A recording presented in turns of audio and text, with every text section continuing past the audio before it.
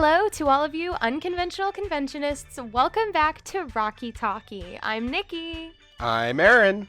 And I am John. Hi, Aaron and John. Hi, Nikki. Hello. Hi, guys. Hi. How are you? How was last week without me? It was amazing. I mean, terrible. It was What? brutal. We had Jacob here filling in. We had to do a whole jack-in session. We missed you, Nikki. What were you up to? So my boyfriend came to visit. My boyfriend lives in Alabama. He goes to the University of Alabama. Roll Tide. He lives at 123. No, I'm just kidding. He came to visit, so I took the week off so that I could just like hold hands and kiss with him all weekend. Oh, And we had a really good time. He came to celebrate my cast's 20th anniversary.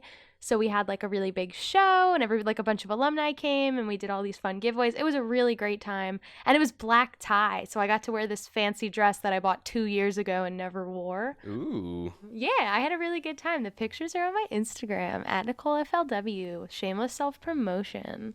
But yeah, I just had a really good time. And now I am gearing up and getting ready because I am debuting as Riff this Friday. I'm very excited. Let's go. Ooh. Yeah, so it's been pretty cool. But how have you guys been? How was recording with Jacob? What went on in between? Give me everything. Fight to the death for who goes first. Give me everything tonight. Okay, Aaron, you go first because John just killed it in a bad way. For all we know. Well, it has been quite a week here, doing a bunch of work stuff and relatively low key on the Rocky front. I mean, it was a lot of fun talking with Jacob about SARM Studios last week. You missed that. Oh, damn it. Yeah, I know. And big congrats to you guys over at FNS on 20 years. That's a huge achievement in the community. Crazy. But yeah, we haven't been doing a ton over here. Been relatively low key this week, but I am super excited to say that the cast list came out for the big JCCP show in Pittsburgh that a bunch of the community is going out for. And Meg and I are going to be performing in Rocky over there. So I am super Really? excited. Yes, for the start of February, we're going over to Pittsburgh. I'm going to be Yeah. there. Oh, really? Okay. Yeah, so Meg is going to be doing Janet for the evening, and I myself will be playing Dr. Everett Scott. Ooh. So I'm super excited. There's people from all over coming out for that, and yeah, it's going to be an absolute banger of a show. Little con preview party, I think, is what it's shaping up to look like. You're driving 8 hours to go play Dr. Scott? Fuck you, man. I'm flying. You're flying to Pittsburgh? Oh my god, that must be the fastest flight ever. Wait, are you actually flying? Hell yeah, it's only an hour Dude. flight. Oh my god, don't You're fly. gonna spend more time grounded than you are in the air. Literally. I know. Last time we flew to Pittsburgh, that was the same thing. Oh my god. You guys are ridiculous. This doesn't surprise me whatsoever. What's wrong with flying to Pittsburgh? Oh no, there's nothing Drive. wrong with flying to Pittsburgh. It's just funny. It's like an 8-hour drive. I don't got time for that shit. That's true, right. you guys don't have a car. Yeah, Me that's and right. Andrea will pick you up on the way.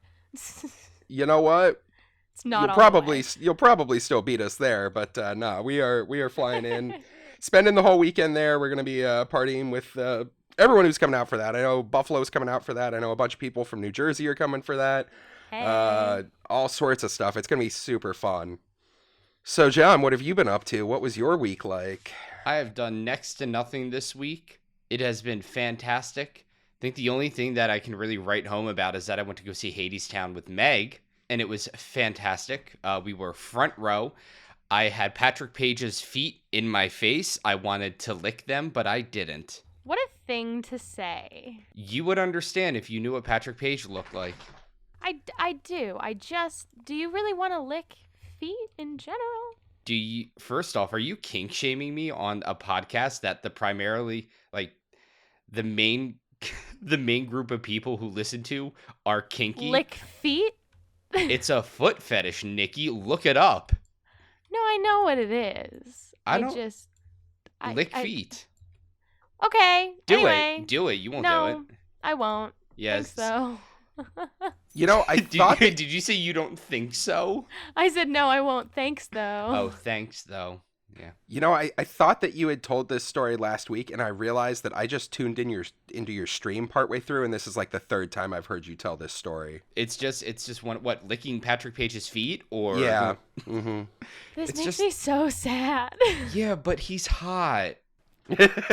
I want him to call me a little songbird while I lick his feet. Mouth. I can't. His feet were in front of me, not his head. Oh God. It's like the stage was elevated. I had to look up. His feet were in my face. Well, is it better if I say I would like to lick Eva Noblezada's feet? No. Okay, good, because then I would have just called you homophobic. No, it's not that he's a guy. It's the feet. It's because he's old, isn't it? All right, enough of the feet. Let's move on. That's very ageist of you, Nikki. Yeah, Hadestown is one of my favorite shows, and being able to see it again is fantastic. I went home and bought like 3 more days worth of tickets to go see Hadestown in February, so I'm going to be seeing it like twice in 1 week and then again the week after that because I fucking love that show so much. That was kind of the highlight of my week. Aside from that, it's just been the usual shit. Existing, taking up space, you know how we do, up in the Washington Heights. Yep. Nice. I lead a very fantastic life, everybody. I'm happy for you, John. Thanks, buddy. But with that, let's get started with our first segment.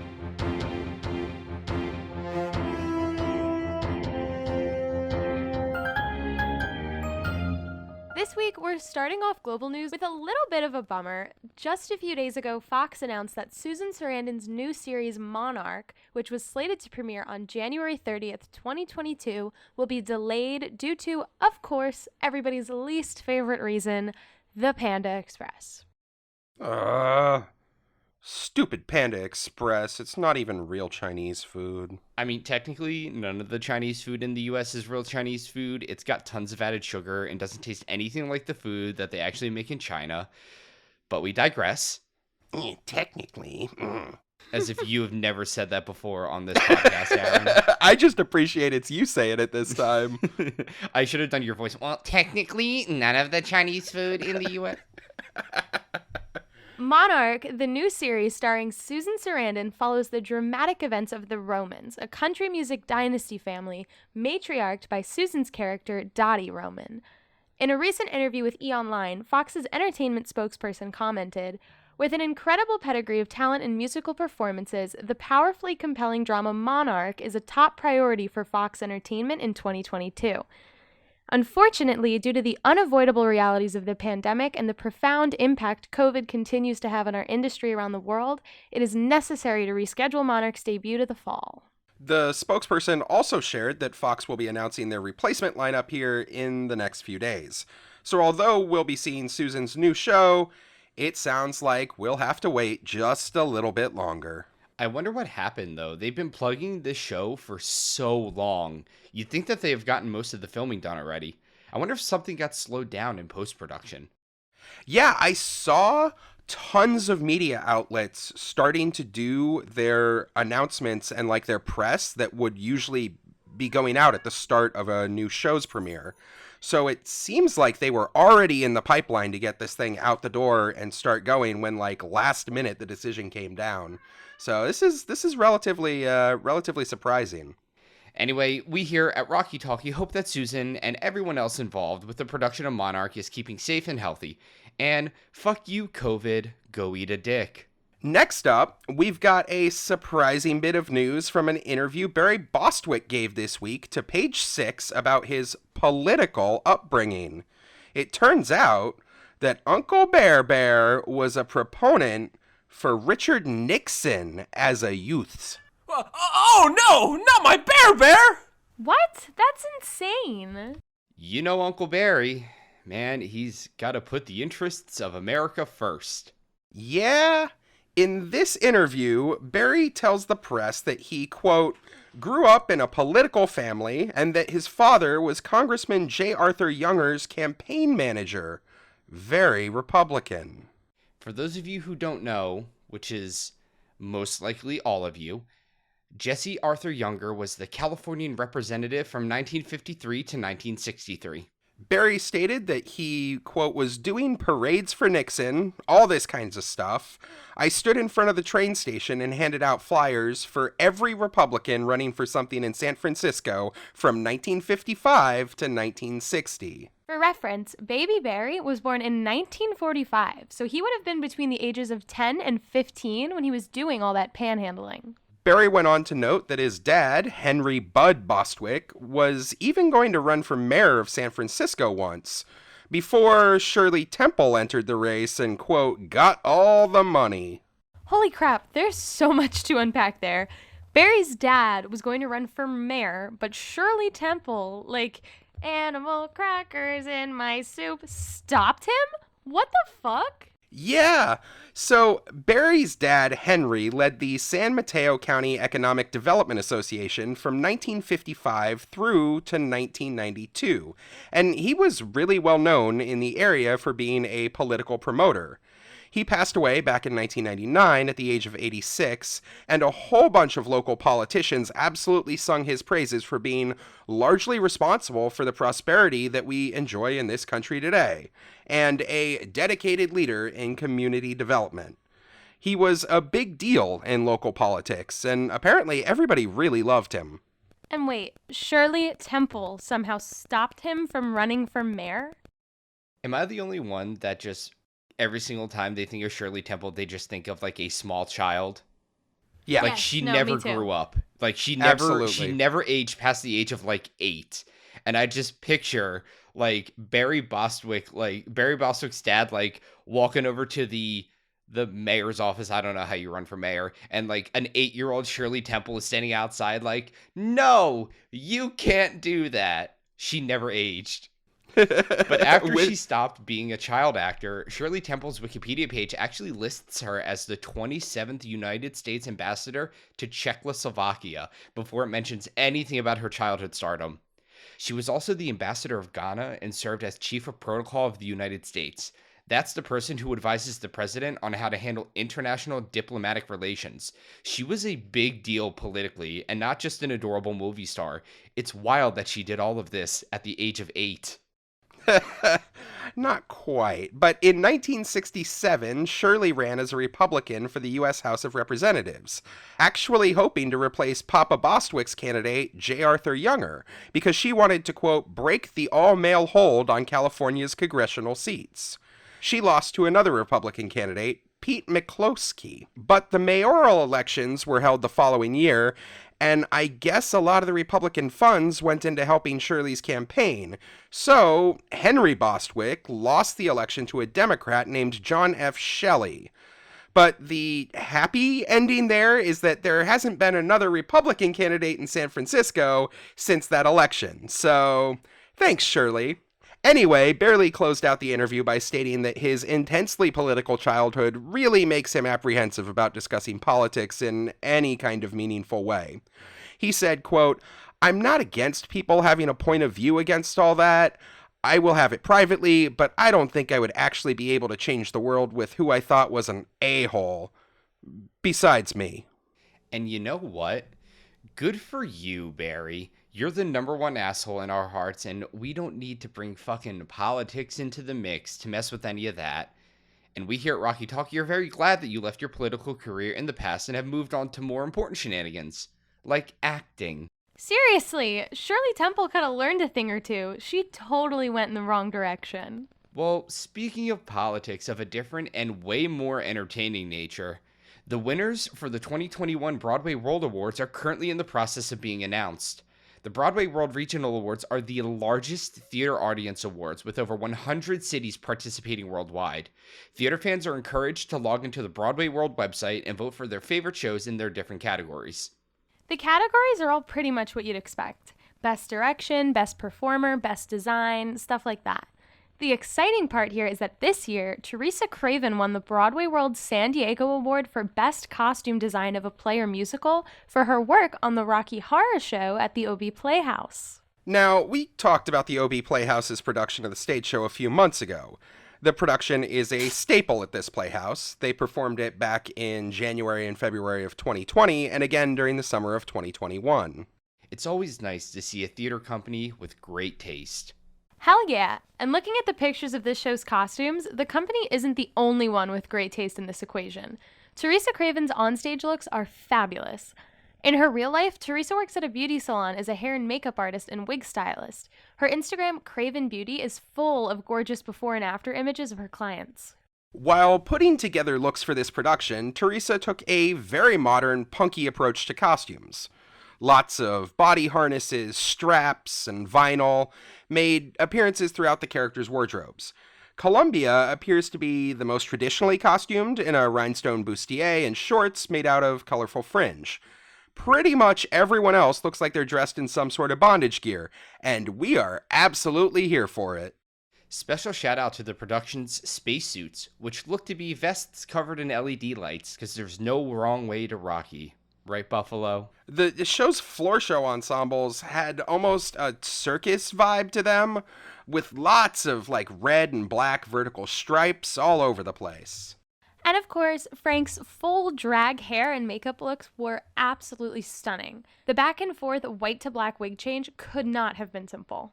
And we here at Rocky Talkie would like to congratulate Teresa, as well as the rest of the OB Playhouse team on their win. It looks like you all did an incredible job with this production, and you fully deserved it. If you'd like to check out some photos from last summer's show, we've got them linked for you in our show notes. And with that, let's move on over to some community news. Our first community news segment comes to you right from Facebook. Our friend Harley made a post to the Rocky Horror Shadowcast members group a few days ago that elicited some great responses, and we thought it would be fun to share. They posted that they were conducting some research and asked if group members could share what kinds of merch their cast sells, either online or in real life. The responses they received for the post were just so much fun to look through, and there was a ton of merch posts that, honestly, we'd never even thought of. Turns out, Rocky people are weirdly creative. Who knew? Not me. We thought it would be a good time to run through some of the responses that we found just the absolutely most creative. Rocky people are weirdly creative. Have you ever been to a con talent show, Aaron? Yeah. The ones that I thought were the most novel were the glassware. We know lots of casts do shot glasses. They're practically a community staple at this point, and to make awesome collection pieces. But I was never aware that some casts also sell glassware that isn't necessarily exclusively for alcohol consumption. Gasp. Kyle Defina of Sweet Translucent Dreams, which is a cast that is based out of Eastern PA, shared that among lots of other merch, his cast sells glass tumblers with the Columbia Roxy album logo and Lab Scene Frank embossed on the side. We also had Kristen Kelly of the Masters Affair out in Lexington, Kentucky, post a coffee mug with their cast logo printed on the side. It's an illustration of Frank with the cast's name written into his hair. Love it. Full Body Cast up in Boston does something I've never seen another cast do. Fully embroidered patches. Of course, we all know that patches are something that sell well throughout our community, mostly because of Frank's leather jacket, but it never occurred to me that they might be of interest to audience members as merch too.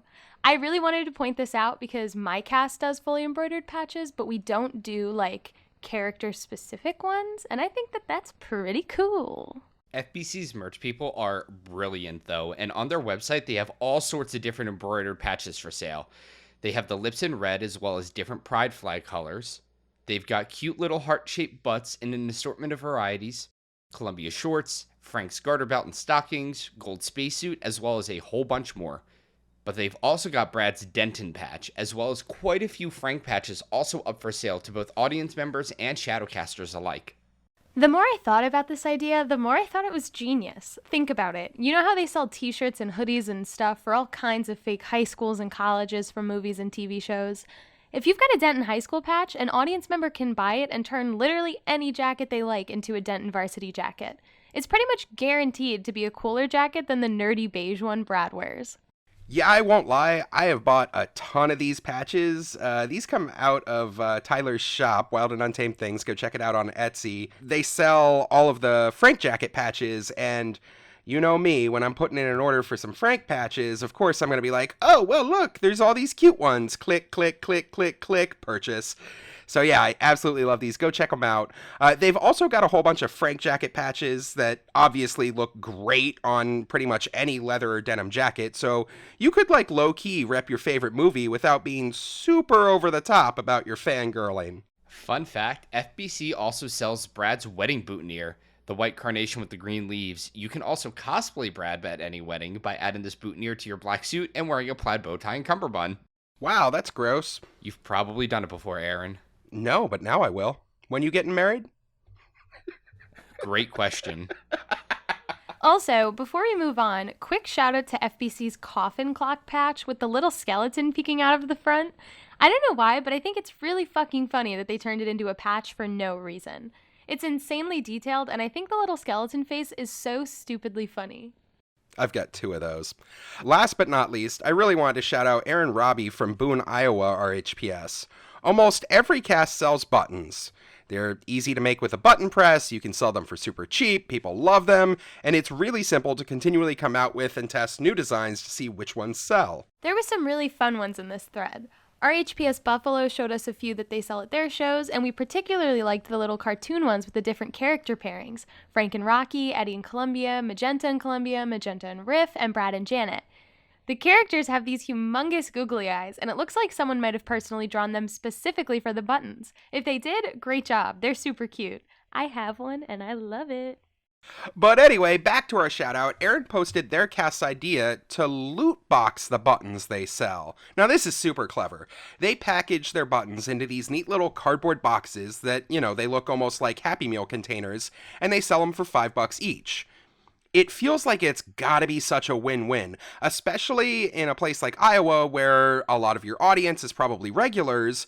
People can come and get a fun surprise every week. It probably feels more like an event than just a regular purchase. They're trying to pick a good box and get the button that they want. Plus, there's a whole other social element of buying them with your friends and swapping them around once you've all opened them up. And on the cast site, it's great because you get people spending more money trying to support the cast and get one of the buttons that they specifically want. Loot boxes are weirdly addictive. Ask me about how many crates I've opened in Team Fortress 2. The rush of getting lucky and scoring the thing that you wanted totally outweighs the extra $20 you spent on the 4 that you were kind of meh about. So before we wrap up this segment, I've got to ask you guys 2 questions. What's your favorite piece of merch your cast has ever sold, and what's the most unique piece of merch you've seen for sale?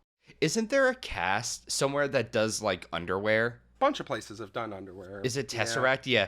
I'm pretty sure it's one of the New England casts, so I think that checks out. I think it's Tesseract who does underwear. I haven't been able to go up and catch a Tesseract show. I've only ever seen RKO up in that general area.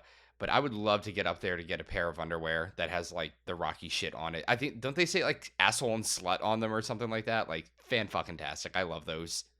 Yeah, here in New York, we're pretty much down to just t-shirts and buttons at this point. I mean, hell, the way that everything's worked out this last year, we don't even have most of our merch available at our shows, but back in the pre-Panda Express days, we definitely had a ton of different merch on sale. Honestly, my favorite piece of merch that we sell is probably just the I Lips New York shirts. They're so iconic, right? Like, everybody picks one up just because they are New York Rocky, right? They're very, very representative and very on brand. I think one of the weirdest things that we've sold... Oh, okay. This one's fun. Shout out to our buddy Jacob, because Jacob's dad has a business where he makes and sells isolated film strip slides with original 35mm print film strip from the movie in kind of a neat little display case and all this. He usually sells them on eBay. Jacob has brought them to our show and sold them before. They're super cool. So if you ever wanted to know where one of the last remaining 35mm trailer prints is, it's sitting in Jacob's house being slowly cut up and sold for pieces. Oh. Oh. Wow. Is that true? It's true. How did his dad get that? He buys trailers. So like he buys Disney trailers is how he got into it. He buys like trailers for like The Little Mermaid or like Aladdin, all these kinds of things, and he like chops them up and sells them on eBay, and like it funds their Disney trips and stuff every year. And like 3 years ago, after Jacob got in, or no, 5 years ago now, after Jacob got into Rocky, he was like, well, there's a Rocky horror, he only uses like damaged trailers and stuff. It's not like he's using a pristine copy of the trailer, but he picked one up and started chopping it up and was like, all right. And like, I still see him on eBay every week when he posts his new listings and stuff. I love merch. I love everything about it. I spend way too much money on it. My cast sells these really sexy enamel pins. We have a bunch of them in circulation. We have like, if you're from New Jersey, you know who Tilly is. They're like the mascot for Asbury Park. But it's like a creepy little happy cute face. And we have one that's styled to look like Frankenfurter. It's our con logo. So we sell that on an enamel pin, and we sell just like another nice Frank enamel pin. We also, my favorite one that we just debuted is our 20th anniversary logo enamel pin, but it's glow in the dark, which is really, really cool and really sexy. Closing out community news, now that we've gotten a chance to spotlight some cast merch, we wanted to share a fun fan-made item that we found for sale recently. Hugs and Fizzes is a small bath bomb company owned and run by Michelle Richardson Hillegas out of Louisville, Kentucky. With her shop, Michelle creates and sells horroristic bath bombs made with love in every fizz, so you can keep it creepy even while you're in the bath. Michelle's bath bombs are out of this world. They're definitely not the shapeless blobs that you like pick up from Bath & Body Works for 99 cents a piece. No, these are fully shaped, colored, and shaded works of art that you might almost feel bad about yeeting into your bath and turning into bubbles. Michelle specializes in horror-themed bombs, with pieces including both Gizmo and the evil gremlins from the movie Gremlins, Wednesday Addams from the Addams Family, and Sam from Trick or Treat. However, she also branches out from time to time on her shop and will post lighter content. She's got an insanely detailed set of Frozen characters, Elsa, Olaf, and Sven, who are all airbrushed to perfection. She's also added bath bombs shaped like all the members from the band Kiss. And even more relevant to our show, Michelle recently put out 2 new designs for sale. A round bomb airbrushed with Frank's face and a big red set of The Lips TM. These bombs are totally cute. Michelle has somehow managed to make Frank look kind of pretty in spite of the big red blood splatter on the side of his face. Presumably, this photo is from right after he killed Eddie. I'm super impressed with these. People usually go pretty menacing with Frank, but Michelle took it in a different direction, and I think it really works. The red lips are also really adorable. They're completely molded into the right shape and even have the little teeth embossed in, which is slightly unsettling in a good way. Like, you're buying a horror-themed product. You want it to be a little weird, and this definitely delivers. The colors on both of these bombs are super crisp and vibrant, and overall, they look really great. As far as product deets, when you throw them into your bathtub, these bombs fizz and smell great while softening your skin with, I don't know, oil?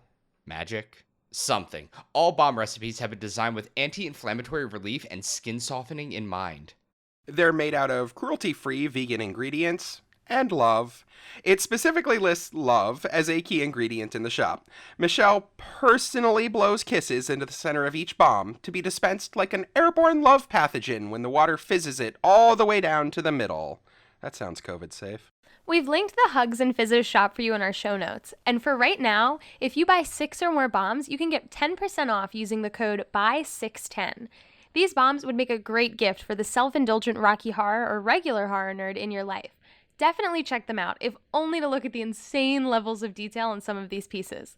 It's always great to see small businesses showing Rocky some love with their products, and we like getting to show them love right back.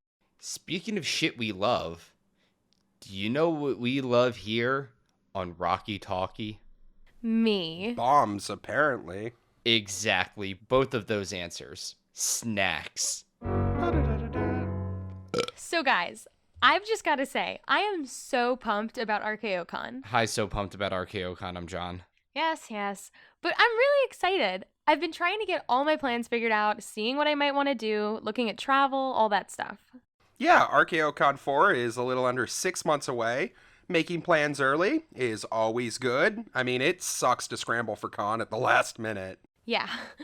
But I've got to say, basically, how the hell do normal people attend cons? I did the math, and it is so expensive. We're talking like $500 to $1,000. Now, obviously, it's worth it to me, and I'm for sure going to be there. But I totally understand why so many people can't or just choose not to attend conventions. Yeah, cons ain't cheap, but there are ways to min-max your dollar to con ratio. Con can be a big expense that takes a lot of planning and budgeting. See, and that's the thing. I haven't gone to a con. I don't really know how much some of this stuff costs, and even what the options are going to be. Everyone's con stories are always about going out and partying and doing Rocky, not the bill. Sounds like a good knack snack, Nikki. The not-so-secret tips to optimize your convention dollar. I mean, not really. I was just kind of bitching. Too late, we're doing it. Fine. Talk to me about the moolah, the clams, the scratch, bread, bucks, cheddar, dough, moolah again, the simoleons. Give me the lowdown on the wonga? What the fuck? The what? The wonga, derived from the Romani wangar, meaning coal, which itself was used as slang for money in the 18th and 19th century. Try to fucking keep up, Aaron. Yeah, try to keep up. So you've got to start with your most fixed costs, the con ticket and the hotel, mostly. And the hotel is like $850 for all the days. And just a disclaimer, I'm using round numbers here. It's easier to talk about, and big numbers give me headaches. Right. But if you split that with one other person, it's like $425 for the stay. But here's the thing. If you reserve a room for 4 people, the cost only goes up to $1,080, and broken down, that's like $270 per person for the entire convention. Plus, you've got your con ticket, and right now, there's still early bird for $75. Right, so that's not horrible. Stay with 3 people from your cast, or maybe make some new friends in the community. And the con is what we're all here for. Gotta make sure RKO covers their costs so they can keep throwing awesome events. So I'm at like $350, and you've still got to add in travel and food, not to mention everything else. And travel varies most from place to place. If you're part of RKO, well, it might be faster to get to the Hilton than to your fucking job. But if you're out in California, you're looking at like a $500 or $600 round trip flight. But you can do some averages, or at least like figure out some rough estimates. I mean, driving will generally be a lot of people's default travel choice. If you do drive, it'll run you about $100 in parking just to park at the hotel for the entire con.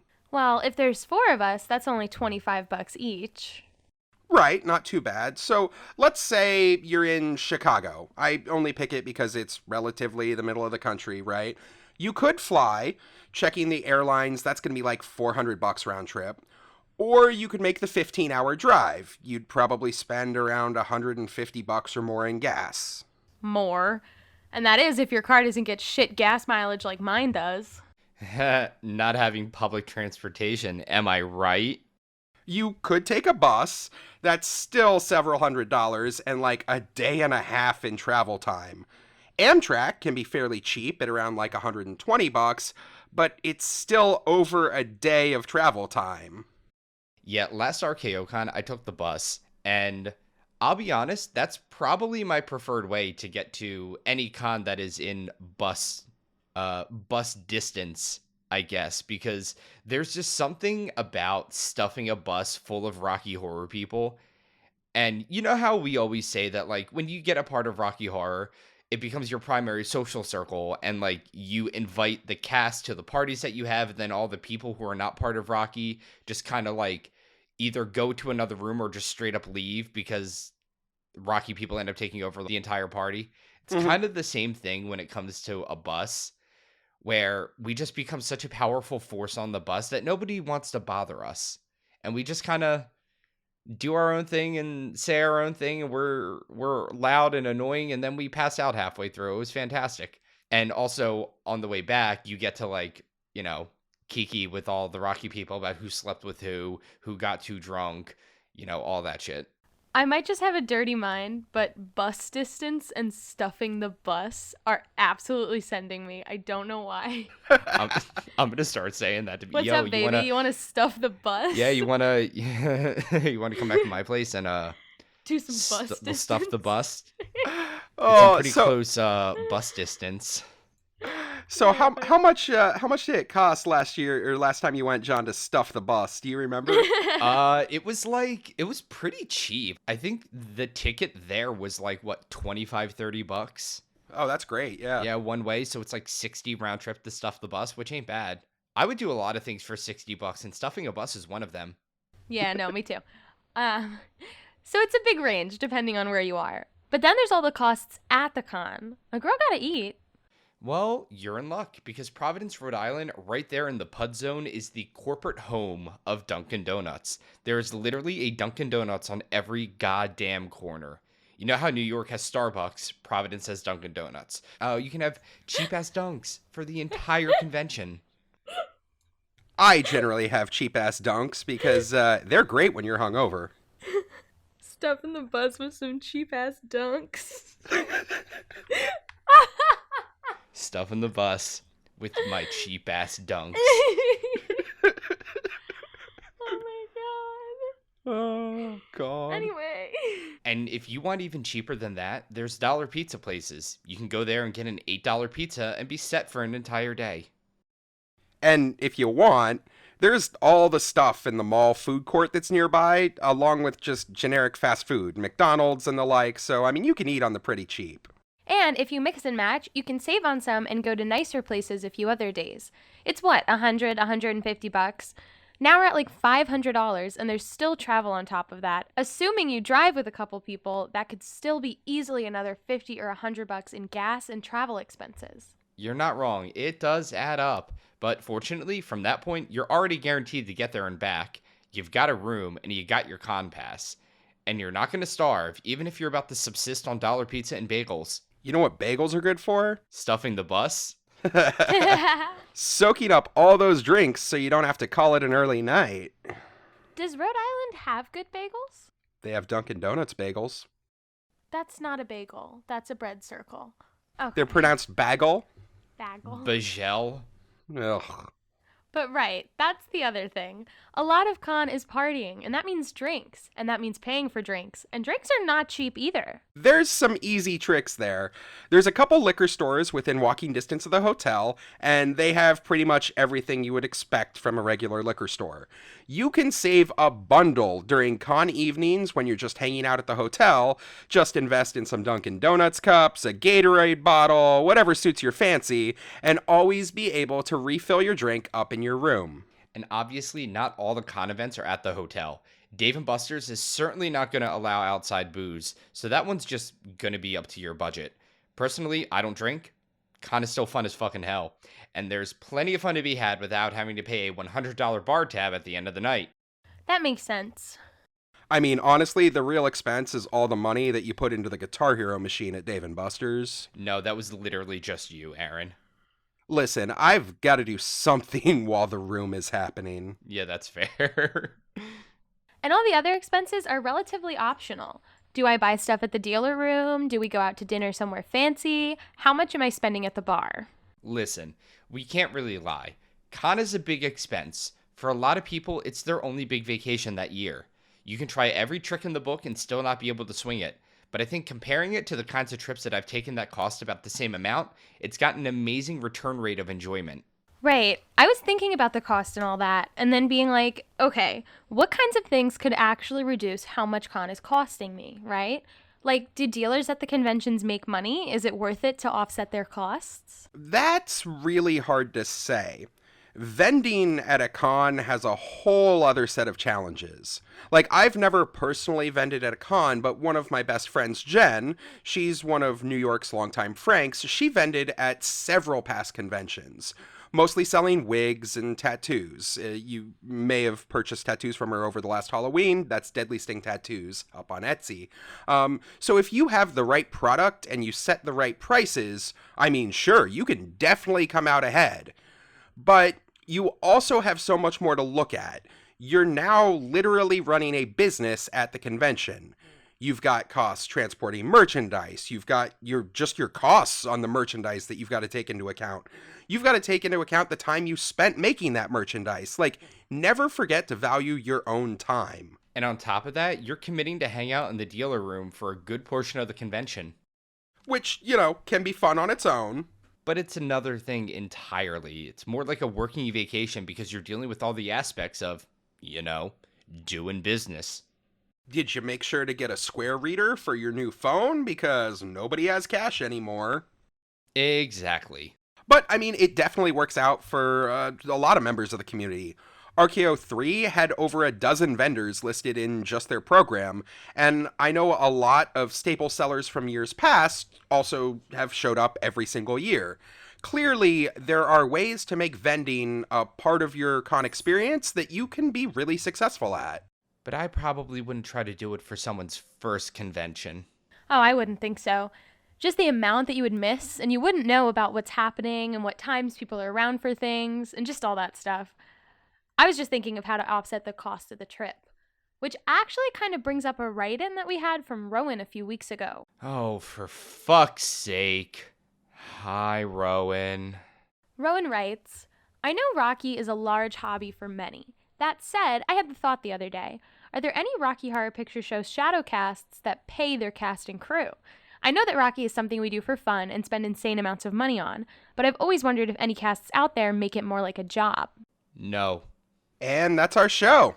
Oh, come on. I know it has to be more nuanced than that.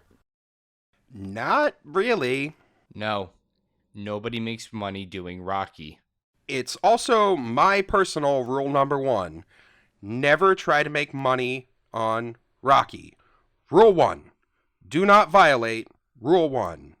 Come on. I know that's not all of it. You guys did that caveat show where you got the rights, and there's definitely rental shows. Lots of casts do those. Sometimes those get split.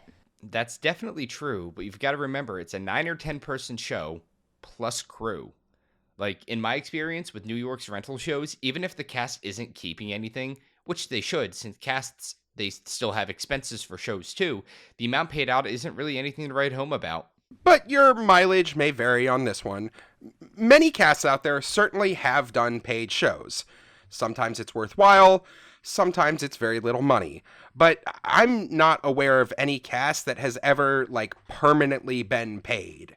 If there was, I bet they didn't last long or it changed at some point. Right, because even if you get the rights to the film, you split the door with the theater, I mean, you'll probably break even if you sell really well, let alone being able to pay the cast.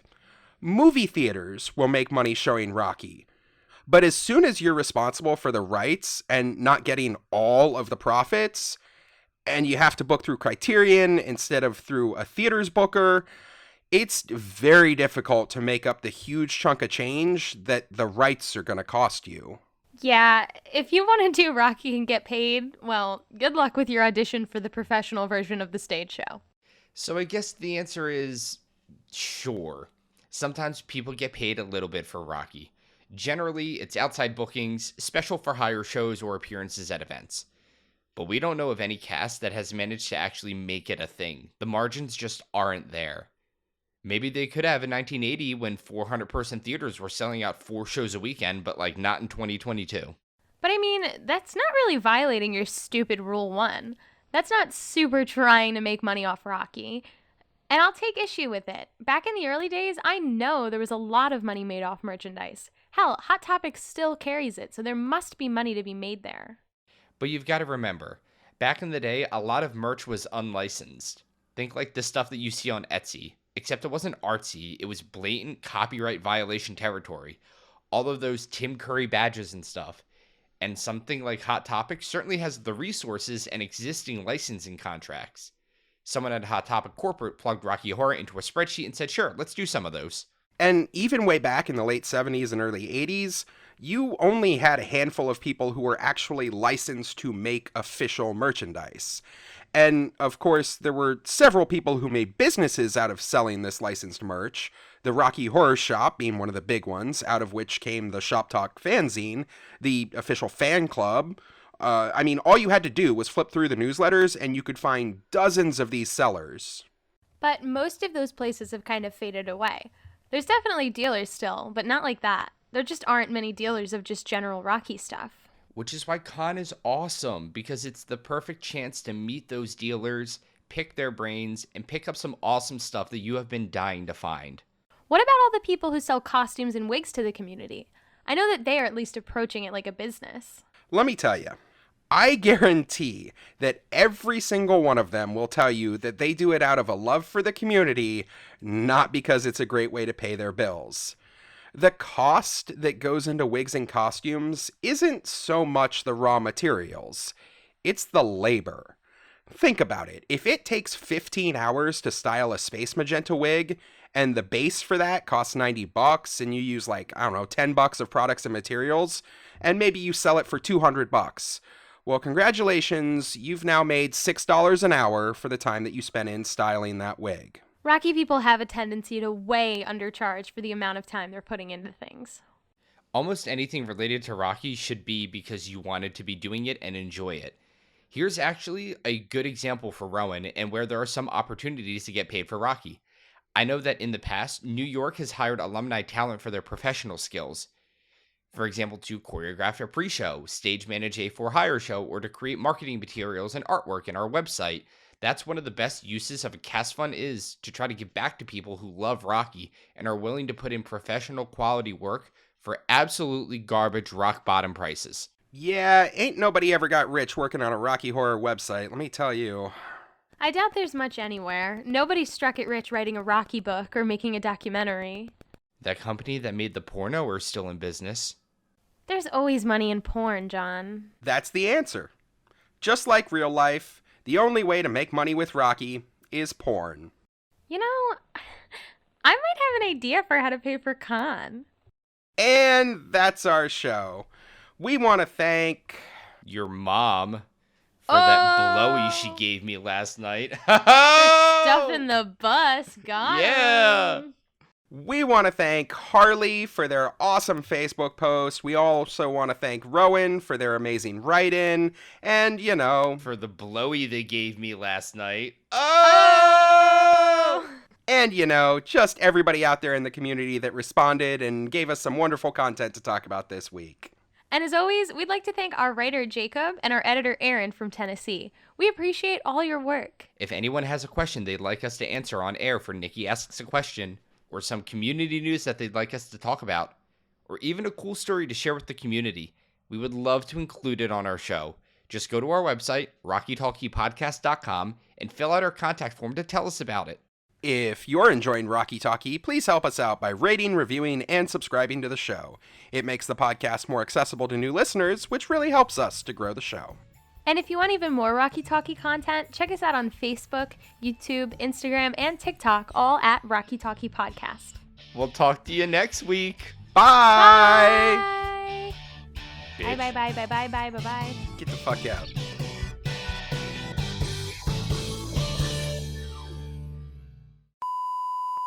All right, this is the recording of me saying, "Oh no, not my bear," with a few variations. All right, first, regular, generic Jacob. "Oh no, not my bear!" Sorry, my grandma just texted the entire family group chat of 30 people. Hi, Coley, how are you? And it's killing me. Okay. Boomer texting. And then she private messaged it to me just now. Thank you, Grandma.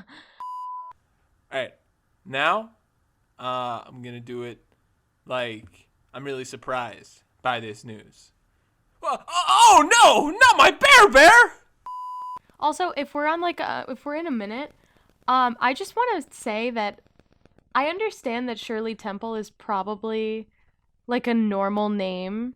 Like her name's just Shirley and her last name is Temple, but it is a silly ass name because of the drink. The drink's named after her. I know. Okay. But I understand that before she had a normal name, but I could not take a politician named Shirley Temple seriously. It's the same Right. with Arnold Palmer. I'm sorry. The Arnold golfer? Palmer, no, the guy who created the drink. The fact that they are one and the same, I will disagree with until the day I die. All right, now I'm gonna do it like I'm really angry and I'm really riled up about the politics. Oh no, not my bear! Speaking of shit we love, do you know what we love here on Rocky Talkie? Bombs, Me. apparently. Exactly both of those questions. Nope, that's not what I was supposed to Answers. say. Yep, that's the word. All right. Now I'm going to do it like I'm a girl who, when puberty happened, I got a lot of male hormones. And so my voice is like really deep and I'm hairy. All right. Oh, no, not my bear. Fine. Talk to me about the moolah, the clams, the scratch, bread, bucks, cheddar, dough, moolah again, the simoleons. Give me the lowdown on the wonga? What the fuck? The what? The wonga.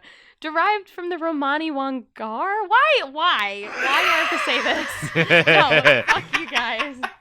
Is this a prank? What is that word? I don't know. Why? Wongar? This is a Jacob line, okay?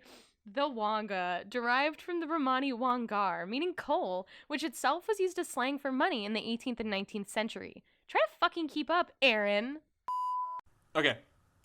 Now I'm going to do it like I'm an anime girl in an anime. Oh, no, not a better-kun. Why do we specify that Aaron is from Tennessee? Like, imagine if it was like, welcome back to Rocky Talkie. I'm Nikki from New Jersey. Our writer Jacob from New York. I'm Aaron, he, him, 35 from New York. My name is John, he, him pronouns, 29, Taurus sun, Scorpio moon, Taurus rising, from Levittown, Pennsylvania. Bulbasaur. And this is Rocky Talkie. Okay, now I'm going to do it like I'm on a sketch of SNL.